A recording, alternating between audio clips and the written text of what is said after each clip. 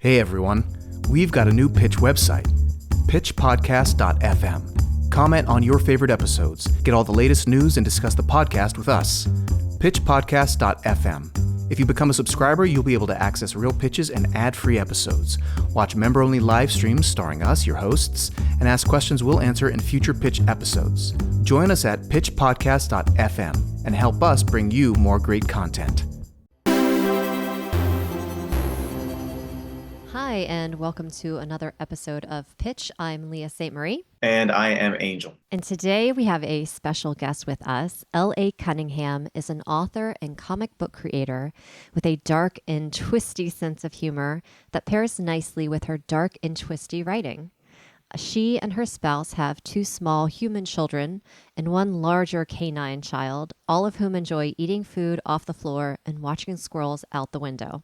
She's the editor-in-chief and a writer at ASAP Imagination and released her debut book, Points of Villainy, Points of Virtue, with her co-author P.A. Hayden, Hades, in 2020.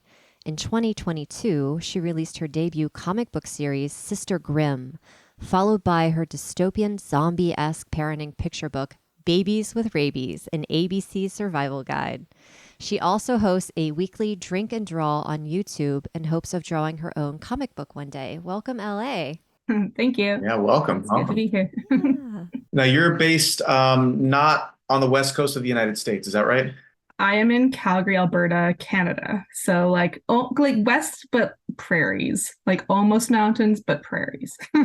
Cool. Are you from that area? Have you immigrated there? What's your connection to? No, I'm from here. My parents are here, and yeah, like all my family is still close by, so we don't have to go anywhere for Christmas, or not far at least. Very cool. Very cool. Now, you and Leah have connected a little bit. How did you two link up, and what's the history there? So it's actually, so I think I just put out a post saying that I was looking to go on some podcasts, and Leah responded. And then I realized I think I was following her already, and I'm like, why do I know you? Yeah. And then we were kind of talking and kind of figuring it out. And she did some work with Endless Mile Studios, and Hades is the owner of ASAP Imagination where I work, and he used to do a lot with Comic Crusaders, and Endless Mile was doing I think it was Laundry Day was the video, and then Correct. he was interviewing you guys. So that's like you guys connected way before that, and then so there was something where I'm like, something about you seems familiar, and like kind of looked at your profile. I'm like, I think I kind of know you or know of you. We're pandemic adjacent friends. Yeah, basically. Yeah. And I love your work. I've been researching you like a villain since we connected to prep for this podcast. And I just want you to tell the audience a little bit about this ABC book that you have for children. Okay. So it's like a parenting gift book, kind of like for new or expecting parents. Like I have like a whole kit that's kind of set up for a baby shower idea. But it's essentially just a joke that went too far. Like I was staying at my parents' while my partner was renovating our house, and my daughter was about 6 months old with her, and then I was just joking with my parents, and somehow we landed on Babies with Rabies, and then it got a little rhymey, and then suddenly there was a few other letters, and my mom always has this like thing that she does where she's like, oh, that makes such a good book, and like sometimes she's not right in my but this is one of those where I'm like, a seed was planted, and I'm kind of like, it might be kind of funny, and then you start adding a couple letters, and then suddenly you have a whole alphabet, and you're like, well, what should I do with this? And then I literally didn't know what I was going to do with it for a while, but then I just decided to go for it, and I like tried doing like pitched it to some agents and stuff, but so niche, and like no one was really looking for this weird like kind of inappropriate humor, like not children's literature, and not really for adults, and not a graphic novel. It's kind of like, where does it fit? But I know that like Go the F to Sleep and K is for Knife Ball, like all these things exist. So I'm like, well, I'm gonna do something with it. So I went and like found an artist and basically did all the work myself, which was a lot of work, and put it out there. So that's kind of And now it exists. It's out there for people to judge. This is something that I love and admire about following you is that you've curated your career.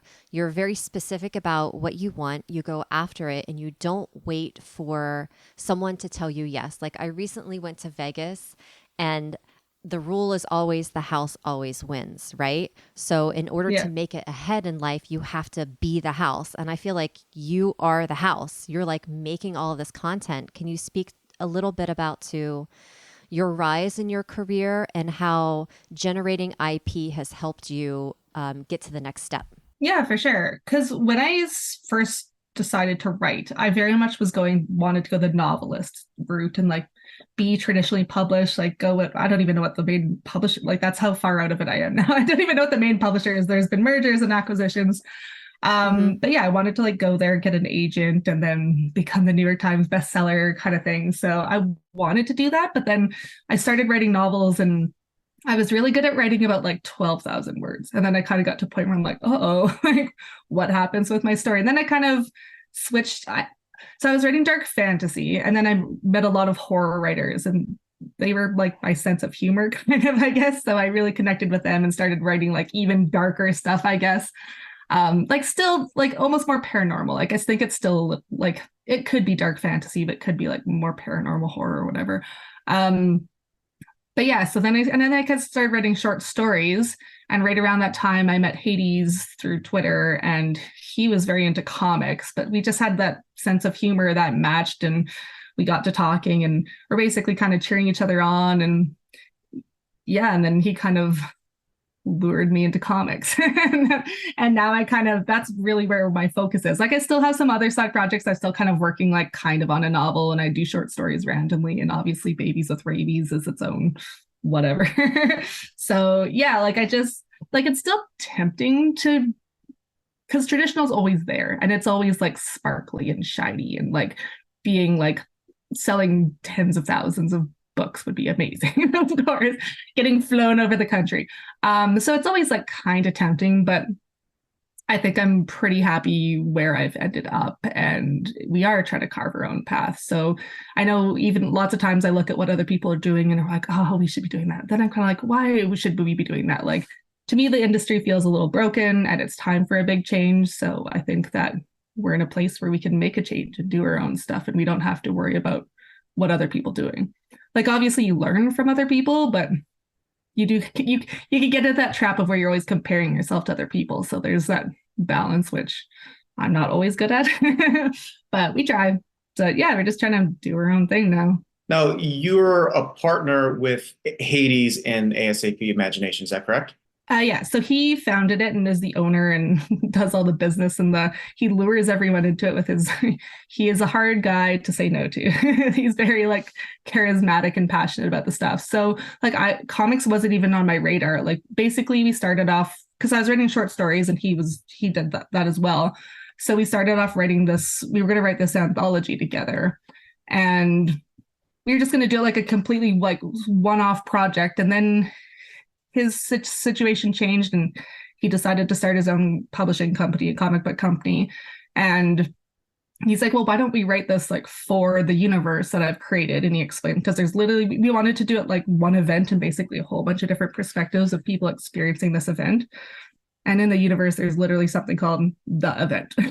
So we're like, no, it's kind of perfect. So we each wrote like 8 stories, and we didn't tell who wrote what, so we just kind of mixed them together. And then it's a fun little flip book where there's 8 stories that kind of have a darker ending, and then 8 stories that have more of like, not like a happy ending, but like a more hopeful ending, we'll say. And so it started there. And then we both kind of written our stories separately and kind of came back, and there was a whole timeline, because it's basically the first 8 stories are a countdown to the event, and then the event happens, and then there's kind of 8 stories that kind of spawn from that. And we kind of realized the timelines didn't quite match up. So I had to basically cut half of one of my stories and then rewrite it. And we kind of got the end, and he's like, this is a comic book character. I'm like, okay, neat. What's that mean to me? He's like, you should write a comic book. And I'm like, no. I'm like, I don't know anything about that. That's crazy. And like I said, it's just supposed to be a one-off project. And then he's like a hard guy to say no to. So I'm like, well, what would that look like? And then like I'd read some of his comics and like edited them and kind of given him some feedback. And so I'd seen the scripts, and so I started doing it. And then it took me a while because like I had a second kid and there's a lot going on life-wise. So, but it did finally get out there, and I managed to get my first comic book out, I guess, last year now. So I think that's the timeline. But yeah, so that's basically how I got wrapped into it. And just because we were friends and I was helping with the business, like we launched this new platform because as we were working on our own stuff, other people were kind of like, hey, what you're doing is kind of cool. Can we get on that somehow? But Hades didn't want to like own people's IP. So we basically created another imprint where creators could come and like keep all their IP, but we'd help market and publish and print it and distribute it and all that stuff. So, and to launch that, we started with an anthology for a charity, and I was like kind of overseeing a lot of it. And I think that was kind of the point where he's like, do you want to be editor-in-chief? And again, I was like, no, that sounds like a lot of work. I have no interest in that. And then I said yes. Refuse the call to action. Yeah, You're like Luke Skywalker. Yeah, there's like 4 writers with us now, and we all joke. We're like, anytime Hades is like, I have an idea, we're like, oh god, it's going to be a lot of work. And it's always like something brilliant. So we're like, fine. Just real quick for like the mom, like my mom who's listening, this person's name is Hades, right? Is that his birth name? Like he lures people in. It's hard to say no to. Like what is his story? Just real quick. Yeah, so he's the Lord of the Underworld, as you know. Okay, as you know. No. So his name is Paul Hayden, and so it's just his last name. I don't exactly remember why we shifted the N for the S, but it just that kind of stuck. And we kind of made like, from Hercules, I kind of like made a GIF for him, and we're like, from this day forward, he will be known as Hades, and that really just stuck. Like I met him when he was Paul, so it's kind of hard to call. Like when him and I just talk, I still call him Paul, but to everyone else he's Hades. So like it's so funny because he's the nicest guy. Yeah.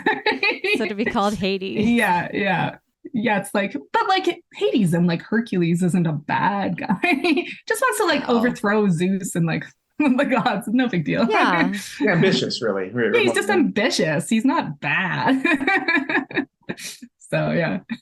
So there's maybe some similarities. What was your writing education or your path to coming to I'm going to write versus I want to write? What made you like sit down and start and say, I can do this and I will do this? So I wasn't one of those people who was like writing, like at 11 years old, I knew I wanted to be a writer or anything like that. It was basically I had like a long winding path and ended up doing some volunteer work, I guess, but like through Engineers Without Borders, but like, yeah, they bring over engineers, but they also bring over like business consultants. And I was like in accounting and finance kind of world. So I was kind of brought over to like help some small businesses. And while I was over there, I started not like kind of a trout, more of like just like a personal blog to connect with family and friends, because you don't have time to Skype everyone. So I'm like, here's like random updates.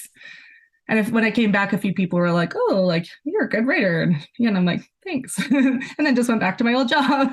And then but I wasn't like totally excited about my job. Like I was in accounting and I'm like, how did I end up here? Like this isn't where I wanted to be. And then my partner is like, well, maybe you should he's like, you like writing, maybe you should take some creative writing courses. So I did it through just continuing ed, and like technically it was a certificate, and I did the classic thing where I think if I finished one more course, I'd have the certificate, but I just never, I'm like, I don't need a certificate. I was just like follow different things. But one of the courses was publishing and promoting your own work. And one of the assignments was join Twitter and start an author platform. And it kind of turns out that once you join Twitter and tell people you're a writer, like, should write. You're like, got to kind of put something behind what I'm saying. So that was kind of almost the big catalyst. Like I kind of started telling people I was going to write and then needed to.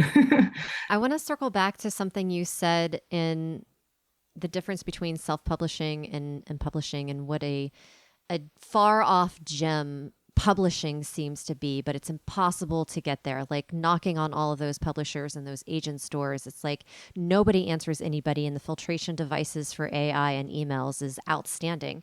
So something Yeah. that's interesting that someone we just interviewed, Kim Hornsby, did, and she's a USA Today bestselling author, is she got a collective together. It's like 12 people who were self-publishing their books, and they all chipped in a certain amount of money that they would use for PR.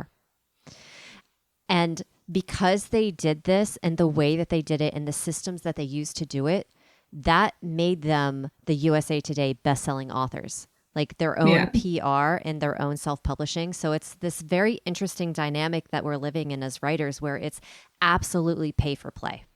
Is that your experience to any capacity? Yeah, I think so. Just because like everyone's like, it is like an unfortunate amount of kind of luck and timing. And like, I know there's people who do write to the market, and I don't write fast enough, and I don't want to just write what other people want to read.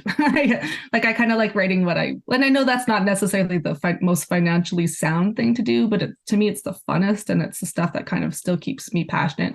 Like I do think you can be passionate about writing to market and stuff like that. But yeah, I think it is tricky because you have to be your own PR person. And that is one of the biggest deterrents of self-publishing, is you have to do everything. You do. Can you talk us through, for your publishing, what are the steps that you do for marketing? Because I know a lot of our listeners are thinking of doing this or are already started. I kind of do more of like an organic thing. Like I know you can pay for ads, and I know that there are like lots of different ways you can do it. So if there's kind of one of those things, I have kind of two beliefs. There's like what I do, and there's just like what I think more people should do, that even if I don't do it. So I'm not on Amazon because we decided not to do that, where I think Amazon is like a big place. It's like it has the most reach. It's print on demand, so you can you don't have to have stock. Like for my babies with rabies, it's a unique book. So I ordered like 1,000 books, and they're just like in my basement and stuff, right? So like I don't really recommend that. It is like way more financially sound to like just have print on demand. And then Amazon has all their ads and stuff, and it has like Kindle Unlimited. So if people have a subscription, like you're already in there. So to me, like Amazon is kind of a no-brainer, and like we have our own reasons for not being on it, but it is one of those like kind of has a bit of like the necessary evil kind of thing. But yeah, and like I know even like for me, I just try things. I know like with ASAP, like one of the things that when we brought in this other imprint, like we very much wanted it to be a community, like not just like we're your publishers and we're just putting this out there. Like we really try to like lift each other up. So it's like anytime someone goes to like a conference or show or market or whatever there, like when I go, I take other people's books and like we try and talk them up and stuff. And it's very much like when someone in our group is promoting something, like everyone's trying to share it and stuff. So it is very much like it's almost that organic, like word of mouth kind of thing is what we tend to lean towards. It very much depends on your budget. Like obviously you can throw I forget what all the numbers are, but I know like people say for novels, like Facebook's really good, but you can throw unlimited amount of money a day on ads. And like I've recently I decided to open an Etsy store. Like I have my website for my own thing, and I have my stuff through ASAP, and ASAP is currently trying to we are getting into like Waterstones in the UK, and we just like recently got into Barnes and Noble and stuff. So we're starting to like go after the major stores, and like I go to comic shops around here and talk to them, and they bring in our comics. But again, I'm just kind of trying things. Like Etsy was kind of like there's already a market there, and again, you can like if people are already there and like looking for things, like and you happen to be there. Like it's kind of like, will that work? Whereas like as opposed, like people aren't specifically like looking for me necessarily unless I tell them to like go to my website. So it's just trying things, and there's so many things you can try, and like you can think inside the box, you can think outside the box, like it's all a bit of a crapshoot, unfortunately, but some things work, some things don't. Yeah, I love this because I admire it so much. You're very boots to the ground, do it yourself, use your community around you to help uplift each other. Yeah. Yeah. Completely off topic. A lot of A lot of our episodes have focused on pitching, and along with that, our pitch decks and Bibles and all of the art that goes behind being a writer, because there's a lot of self promotion that happens, but then there's a lot of, you don't just have to have a script these days. You have to have X, Y, and Z whenever you send something out. Nobody wants the script first. Everybody wants the art first, or the mood reel, or the sizzle reel. Can you tell us your process of talking with your artists? So sorry, like talking, like kind of selling them on what the story is, or what do you? What the story is, or how you fine tune what's in your brain to them to put on the page. Oh, okay, yeah. So like I always start with a script, and then I generally like we kind of. It's actually a little different because there's kind of when you deal with new artists, because like with ASAP we've reached a point where we're dealing with artists we've already dealt with before, but kind of initially. It was more like, hey, like, can you try drawing this character? Like, this is kind of what we're looking for. And then you're kind of like looking for the vibe and stuff. And so like, maybe I'll use Babies with Rabies as an example. Cause like when I, again, cause it was a weird book. So I actually went on to a children's artist page on Facebook. And was like, hey, I'm looking for an artist, and had like 300 replies. And it was like all over the place. There's people who are like way outside my budget, but like super talented, and people who are like not the style I was looking for. And then the artist I ended up using I was like, hey, your art is very gorgeous. I'd love to use you for like a real children's book, but this probably isn't for you. And he's like, well, what style are you looking for? So I kind of explained it to him. And he's like, I think I can do that. And he's like, can we do a trial basis? So basically I paid for him, because it's like, so there's 26 letters. So I paid for him to do one of the letters, and then he sent it back to me. I'm like, oh yeah, this is pretty cool. Like maybe just change the characters a little, like the character a little bit, and kind of obviously apply that to the other ones. And then we kind of just went from there. I like gave him the script, and I kind of told him the theme. And then like he'd come back and he's like, what kind of like palette are you looking for? Because again, like Babies with Rabies is like zombie-ish, but it's like silly. So it's not, we didn't want like super dark, muted, like really dystopian, but like you still wanted it vibrant and fun. So it was kind of like a weird mix of that, and then finding the style. And that's really with like all the artists. So like my Sister Grimm artist, when we first started talking, like he has this kind of like gritty watercolor vibe. And so like Sister Grimm is this kind of like especially at the start, it's like this melancholy story of like, she has these new powers. She doesn't know if her family's alive, and she's lost essentially. So it's like really like his style really worked with it. And then he kind of, up until the color point when we started doing things, I'm like, the vibe is lost with this. And then we kind of ended up just switching down to like essentially purples, pinks, and greens, which somehow just really made everything feel cohesive and like went together really nicely. So it's really like, I think I don't know. It's like really tricky because you need certain styles, because some people I find like now that we're working with people, we're like, oh, this person's like a little too anime, or this person's a little too cartoony for the story, or this person's a little too realistic for the story. Like it's just kind of, you got to feel it out. And then working with people, like everyone, artists generally seem pretty eager to be involved with things. So which eager. Is great. Are you giving them comps or pictures of things that you want it to look like, or are you just sticking with palette? So our stories take place in London, but kind of like an alternate London. So it does depend. Again, it depends on their style. Like for Sister Grimm, like I very much like described what she looked like, and like kind of was like, so that there's like two characters. One I kind of like she has like a bit of a Kate Beckinsale vibe from Underworld, and then the other one I used I can't think of his actor name, but I can't think of his character name either. He's in Jurassic Park. He's kind of like the guy who comes, like the archaeologist who's like the main. Sam Neill. Yeah, Sam. Yeah, there we go. You guys know movies. fill in my lack of movie knowledge. So he's kind of like a bit of what like her side character is based off of. So we had like a bit of reference there, and then there are some things where, like my story does take place in London, so we have like a few landmarks. I'm like, yeah, like I drop into Google Maps. I'm like, okay, this is where she lived, and like this is where this event happened. So we do like use references like that, but at the same time, there's a lot of stuff like it's also like paranormal and fantasy. Like people be like, oh, what does like the monster look like? I'm like, whatever you want it to look like. So it's fun that way. Like it can be, I love that we get to let artists be creative and like think of something. Like I don't have a super strong preference for things, and especially like characters you're never gonna see again. Like, yeah, draw them however you want. Or like I find our main characters, because we know we're gonna be using them for a while, we kind of I think we're all a little more specific on what we want to see. But yeah, it's kind of it's that mix of I never want to like stop the artists from being as creative as they can. And then in a weird way, sometimes limitations almost make them more creative. But yeah, it's a mix. You have such a fascinating journey so far. I don't know who the quote is attributed to, but I think like Bruce Lee or some other people, like be like water, right? Yeah. Like you have such like seemingly like an organic path. You're like, well, I want to write some novels. Well, I don't really like to do that after 12,000 words, so maybe I'll try this other thing.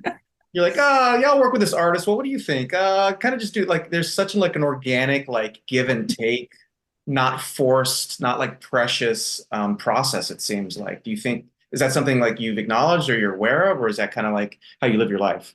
It's a little bit like that. Like once I'm doing something, I get a little more intentional, but people have kind of made fun of me for it because it's like maybe I'm flexible, but I'm also, I think, kind of impressionable. Where people like, you should do this. I'm like, yeah, okay.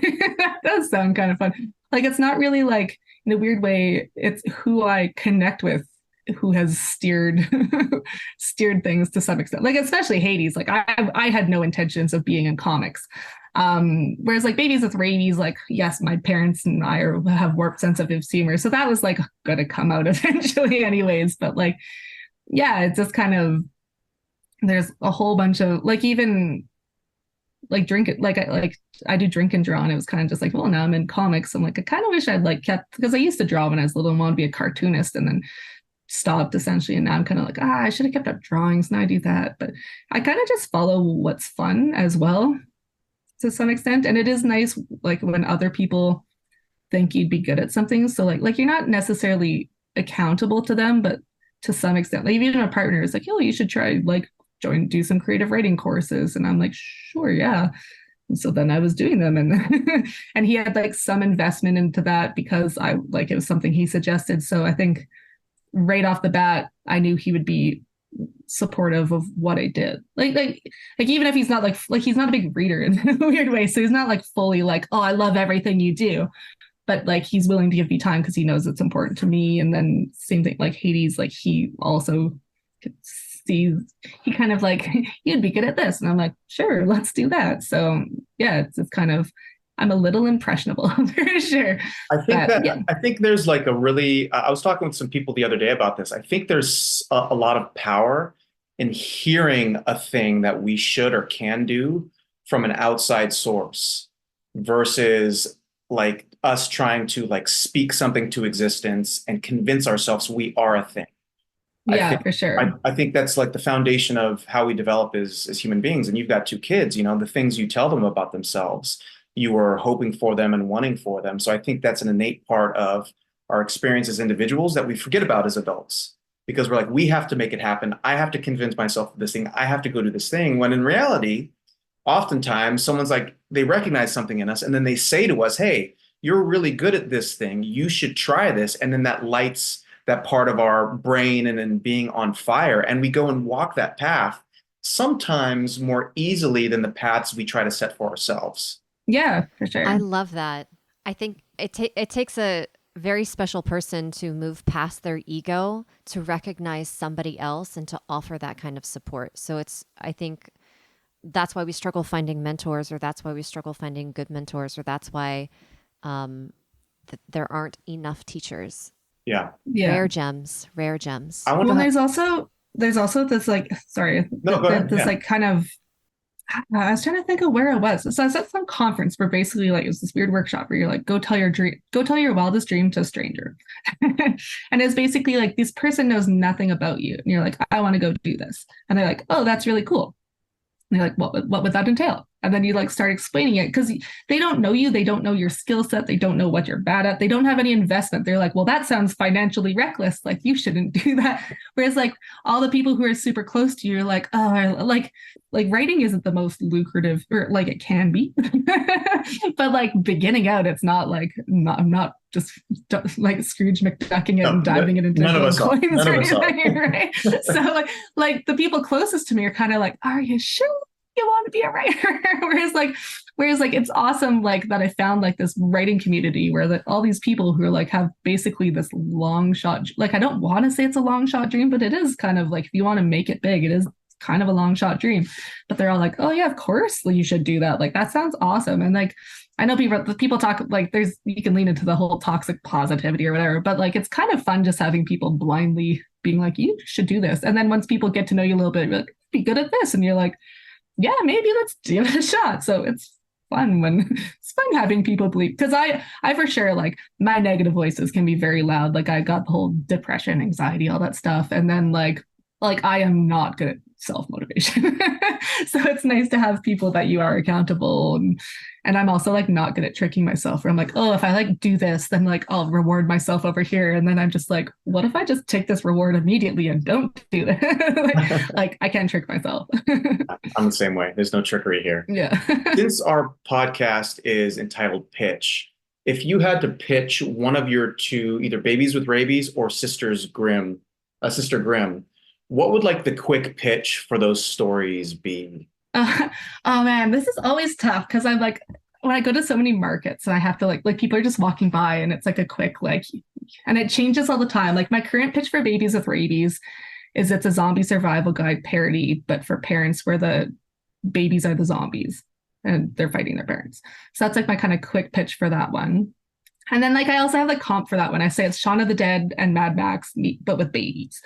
That's kind of like my quick pitch for that one. Sister Grimm, I feel like I'm a little like more like, because like I never want to like give it away, but at the same time I'm like, if I tell people right away she's half Grim Reaper, people are like, oh, that's interesting. So like for that one, I was just like, she's a half Grim Reaper, former doctor, former mom, who's basically dealing with how to help people and justify killing people when that's not who she is.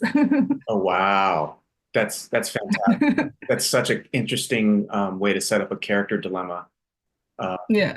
Story. And we've actually talked a lot about like, well, I don't maybe you haven't on the episode, but like giving away spoilers in your story during a pitch is like, do you do it? How do you like spoil that? And you're right. It begs the question, do you include stuff? But I think if it makes people lean in and go, oh, that's fascinating, then you include it, you know? Yeah. Like someone being part Grim Reaper is like really fascinating because then you're like, well, how did that happen? And then what is their other part? And how does that conflict with the Grim Reaper part? It like send the imagination into, I want to learn more about this.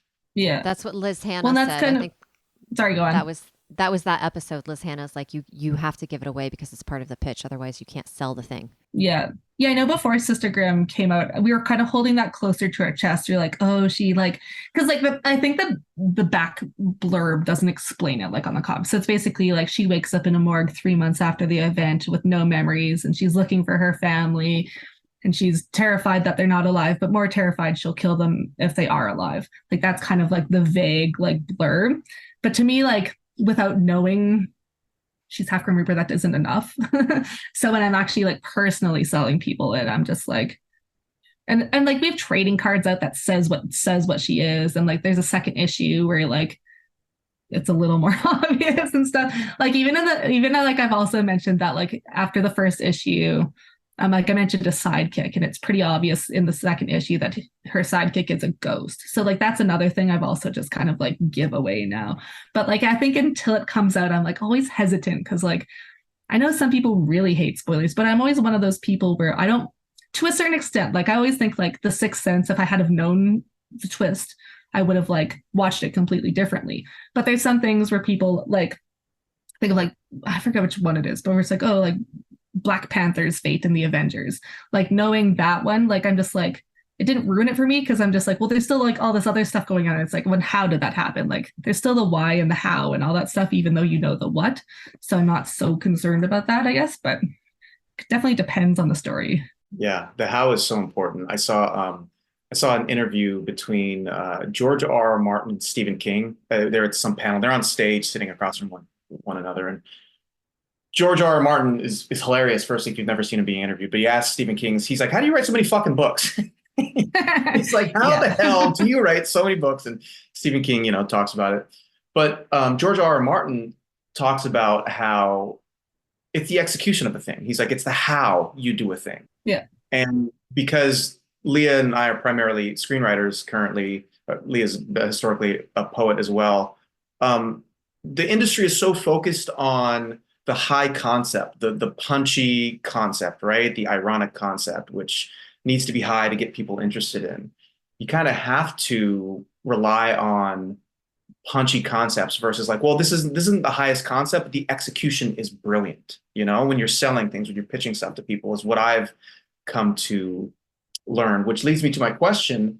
Have people from the industry, the film, television, animation industry, reached out? Are you prepared for when they do? Because they love worlds, they love people with IP. And what's your plan for that stuff going forward, if given the opportunity, if you haven't yet? So nothing specifically like directly to me, but ASAP's had all kinds of interest already. I know like before we'd even gotten very far, like basically a filmmaker reached out to Hades and wanted to turn something into basically kind of like a 10 series webisodes, like kind of like little 2-minute clips. So we like started doing that and like we're storyboarding it and all, or like, I say we, this was Hades, Hades and all the people he was working with. And, but basically the pandemic kind of happened and fell through and got the rights back. And now we're turning that one into a comic. And then we had another studio kind of reach out to us. So there's talks, which is cool. It's cool that there's people interested in it. Like, obviously, the stars kind of, again, it's luck and timing. The stars kind of need to align for things to kind of happen and what's popular. And like, when they first talk to you, something could be popular. And then if it's not your stuff, they're like, oh, okay, maybe not. But then at the same time, they can start talking to you and then your stuff becomes popular. You're like, oh my God, this is the perfect time. So it is a little bit just being open to it and like ready to go. Like, we've kind of talked about how we want to go forward with it and like made sure like I know, like, again, with comics, like DC and Marvel have some like shady stuff on rights and how people aren't getting paid for things they've created and stuff. So like we've talked about all of that and how we want to incorporate things and move forward. But I do think it will be one of those like kind of if and when we finally move forward with something, it'll be new playing for us. So it's a little bit like, I think with everything we've done, we don't call things mistakes, we call things learning opportunities, right? So it's like, I think it's kind of that same thing where it's like sometimes you learn things the hard way and the costly way. And I think, yeah, it's just like the first time we decide to move forward with something, I think, again, it'll just be a learning curve, because being indie and being self-published and doing it all yourself, again, you have to learn about movie and film and animation and stuff. Whereas like to start all this, we like knew like Hades and I knew how to write. That was pretty much it. Now like we're running like a whole business and we've really like amped up our distribution into like getting into physical stores. So like he's currently doing like all of that. And like, so we're growing constantly. Like I remember like the first time I had to set up a store on my website, I'm like, oh my God, there's so much to know. And then the first time filing taxes, you're like, oh my God, like there's all this, like you have to be HR, you have to be a lawyer, you have to be like all this stuff, like a web developer, like it's so much to do. So yeah, it'll just be another thing we figure out. Yeah. Well, speaking of craft questions and being a writer, there was this interview that I listened to with you, and you're talking about fear. And you're talking very specifically the greatest fears that we have. And in this interview, you mentioned as a parent, the fear is your child dies and you can't rescue them. And you have this storyline where this parent is stuck in a time loop where they can't rescue their kid again and again and again. Do you want to talk a little bit about the importance of fear in characters and writing? Yeah, for sure. So that was our first anthology was Points of Villainy, Points of Virtue. And so it's this big catastrophic event that everyone experiences differently. So we had like 16 people, and it was actually like it was before we'd even decided this. I think when I was in the horror community, someone basically were like, what's your biggest fear? And I was looking through all the things, and it's like classics, like spiders, clowns, and whatever, but like parents over and over again, like not being able to save my child, or only being able to save one and having to choose, like all of this stuff. So some part of me just tucked that away in the back of my head and basically like stored that away. So we like ended up using that in our stories, because we basically picked a whole bunch of different fears, and there's like the very obvious like monsters, but we also have like claustrophobia, like fear of failure, and like all that like different things going on in that book. But it's just one of those, like, so a while, I always forget what the movie is. John Carter, I think it is. So I watched a TED Talk where basically, I think he's the guy who does, I don't even know if John Carter's right, but he did Toy Story and WALL-E, and he's talking about like characters' motivation, and he uses Woody as an example, whereas like Woody was like, he not a bad guy, but he wants to do anything to like be the number one toy, to the point where he does bad things. And I know like that's like one of those pieces of advice that's really stuck with me, where it's like, if you don't know what to do with your character, you gotta like go back to like, what is their core motivation? And then fear is like a really big motivation. Like it's that primal motivation. Like we are gonna do whatever we can to survive. But then there's this interesting scenario where it's just like your maternal motivation. And it's just like, does that suddenly, because you hear parents being like, if I die, it's okay as long as my children survive. Like this weird kind of thing happens. So it's again playing off all these different motivations, and fear is like a great motivator to use, of course. Is it John Lasseter? You could say any name you want. It would not click him. I'm so bad at like remembering people's names. There's like, oh, like, is it this person? I'm like, oh, I have no idea who that is. And then, so this is, Hades makes fun of me for this, because you're like, oh, you'll be talking about something. I'm like, no idea who this is. He's like, go Google them. I'm like, okay, I've seen like a billion movies with them. I think it might be John Lasseter. Let me. Yeah, it's John. I mean, it was me. No, it was me. If her memory's bad, all of it was Leah. me. So what's other than like the massive organization that you're running along with your what's next for you as a writer? What story are you super excited about to jump into, or what series are you excited to start like selling? Like what are you looking forward to? I think of a couple of ongoing things. So like next year is our big graphic novel year, so all of our titles are 4-issue arcs, and they're all basically getting to that issue 4. So we're going to kind of slap them together, and we'll have graphic novels to sell. So that part's exciting. And then basically I got to finish writing Sister Grimm. I've also started this. So I can tell you a couple things. So technically I have like a sequel for Babies with Rabies in the works, but it has a little bit where I'm just like, I'm still at that point where I'm waiting to see what happens with Babies with Rabies, because I'm like, if it doesn't get a little more like inertia or like momentum is the better word for that, it doesn't really make sense to have like a sequel for it. So there's like a little bit of that. Like that's as much as like writing to the market as I do, where it's just like, I'm going to try something.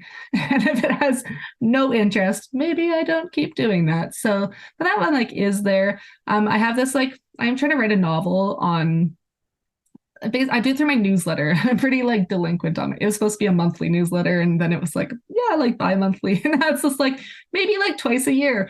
But basically I was releasing a chapter every newsletter, and it's what do I call it? The Legend of Santa Hollow and the Headless Snowman. So it's basically like a horror Sleepy Hollow mashup, but with like the North Pole, and it has like a bit of like King Arthur in there and Frankenstein, and so I has like all these kind of like public domain kind of mashups in, which was like fun. And like eventually I want to do something like more like, in theory, that could one day be like my novel if I ever get to that point. But then also with the Drink and Draw, I basically started that because I wanted to draw my own comic, and I had this kind of goal to draw a comic by the end of the year. And I thought it was going to be like more of like a webtoon. And then I'm like, oh, I don't have time to learn digital art right now. So I've just been doing most of it by hand. And now I'm working on this like little mini comic. So it's basically, the idea is it's like super accessible because you just need pen and paper and like a scanner and a printer. And then there's like special ways you can fold them depending on what size you do. And then you just print them at home. So that's where I'm doing it right now. And I'm like in the middle of that. And I was like, oh my God, I'm running out of year. But like the idea is that like that's like my like a big focus of mine. And then like I kind of wanted to like do silly things with it because it's like a horror comedy and then maybe make like a trilogy or something. But it was like drawing my first comic. So that was that's still like a big goal of mine. But I don't like long term, I'm just like, of course, like Sister Grimm could be like 30 issues. Like maybe we start releasing new titles through there. Like we've kind of like next year, that's gonna be a big conversation once these like arcs come to an end. Like if we want to keep certain storylines going, if we want to bring new ones in or shut certain ones down. And then yeah, there's like the possibilities are infinite, really. That's amazing. But yeah, it's just kind of, again, I'll just follow where it seems fun. You other than like being a 24/7 mom of two, which is more than a full-time job, do you have like another like job outside of this writing and publishing and learning all this stuff? No, like so right before I became a mom, I got laid off. And then I was kind of like, oh, I'll look for a new job. But it was also like, oh, I can do anything. And I wanted, but then I found out I was pregnant and I'm like, oh God, is it like, do I keep applying for jobs even though I know this? Like, I don't know. So I kind of just like let it go. And then I have like a thing where it's just like maybe once they're in school, like depending how this all unfolds, like obviously we hope for the best, but there is like kind of, I have like a bit of like a backup, like one of those depressing backup plans where I'm like, well, if it doesn't go as well, like maybe I do something, but I don't really have like a what, just like a, well, maybe I do something else as well. Like it's not something I'll ever give up. But yeah, like this is very much like I do like, I write and there's all the ASAP stuff and I've started doing more like freelance, like comic editing and stuff as well. But that's very much my focus is all just industry, like writing comics and stuff right now. That's so cool. I'm just jealous. I'm like so like envious, but you're filling your time so well and you have so many creative like channels going that I just got to give it to you. Like, well done. Keep it up. You can do this. It's not like being a mom. Yeah, I don't like recommend it. Yeah, like I'm so jealous of Lori and her constant exhaustion and no, your creative output is and incredible. Stress and yeah, it's fun, but it is like it's constantly it is tricky because I'm not good at the work-life balance and like I do have like two very very dependent like needy children, like they're like almost 2 and 4, so like they're not overly independent yet, so it's very much like when they're awake my time is their time. And so it's like at some point it's just like, well, the only other way to get extra time is to sleep less. So yeah, like real. I do have people like we have some grandparents who like come and help out, so I get some time there and all that stuff, but it is very much like something's got to give and it's almost always just sleep. Well, keep rocking. Thanks for coming on. I'm super excited. I'm going to check out a lot of your stuff. I just found it all on the web. I'm going to order some comics because it all sounds really fascinating. I'm curious to see like what it looks like when people who are really motivated like go out and put out some like great stories. So I'm inspired. I'm grateful for you coming on. So cool. So thanks for sitting down and talking with us. Leah, you got anything else? Just this has been wonderful and thank you, and many, many great successes to you and ASAP. Thanks, and to you guys.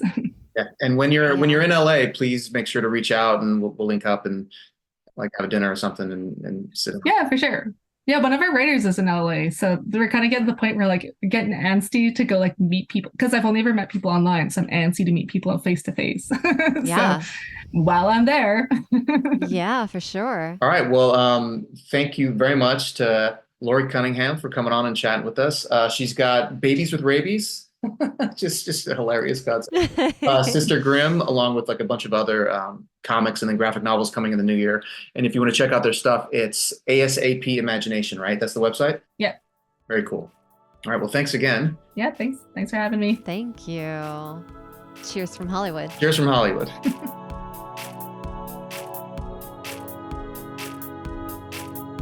If you're on the fence about subscribing, know that a portion of all subscription fees go toward the nonprofit Young Storytellers, raising voices one story at a time.